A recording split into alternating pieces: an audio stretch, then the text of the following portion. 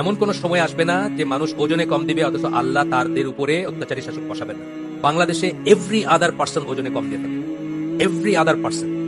আমি একটা উদাহরণ দিই যে আমি একসময় সিলেট থেকে এসে আসতাম আপনার পারাবত এক্সপ্রেসে এসে রাত্রে 10টায় নামতাম, এসে উত্তরে থাকতাম, রাতে 10টা 10:30টার দিকে আপনার বিমানবন্দর। তা আল্লাহ আমাকে গাড়ি দিয়েছেন যে আমি গাড়ি দিয়ে চলে যাবো, কিন্তু দেখলাম যে 3-4টা বাচ্চা নিয়ে এক ভদ্রলোক, দাঁড়িয়ালা ভদ্রলোক বা টুপিয়ালা ভদ্রলোক বলে একটা বাচ্চা বউ ওঠাল দাঁড়ায় সেটা সিএনজি আলারে জিজ্ঞেস করছেন যাবেন ওই মিরপুর। প্রথমে বউয়ের দিকে বাচ্চার দিকে তাকায়, তারপর বলতে 350 টাকা লাগে। মানে তুমি ঠেকছো, তোমার বউ আছে বাচ্চা আছে, রাইট 350 টাকা দিবা, ঠিক আছে কি করবেন ভদ্রলোক করছেন। ওই ভদ্রলোকের কাছে যেতে যেতে গপ্প হচ্ছে। এখন সিএনজি ড্রাইভার বলছে ডাক্তারগুলা কি কষাই হয়েছে, একটা টেস্ট দিলে চলে, আমার 5টা টেস্ট দেওয়া হয়েছে। ও বুঝতেছে না যে ওজনে কম দেওয়া দুইটা ব্যাপার হয়, 100 টাকার জন্য আপনি 100 টাকার জিনিস না দিয়ে 90 টাকার জিনিস দিলেন, অথবা 100 টাকার জিনিস দিয়ে 110 টাকা দিলেন, একই কথা না, দুইটাতে ওজনে কম দাও।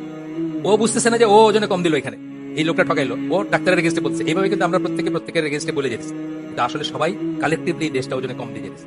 আপনি গভর্নমেন্ট অফিসে যাবেন 12টার সময় দেখছেন যে স্যার বাসার জন্য বাজার করতে গেছে, স্যারের করতে আসে আসবেন আবার ফিরে, এটা জানা কিন্তু বাজার করতে গেছে। আজকে ব্যাংকিং তো উইকেন্ডে ব্যাংকিং হয় না, উনি ব্যাংকের কাজ করতে গেছেন, স্যার করতে আসে এখানে আবার ফিরে আসবে, সব ওজনে কম দেওয়া না।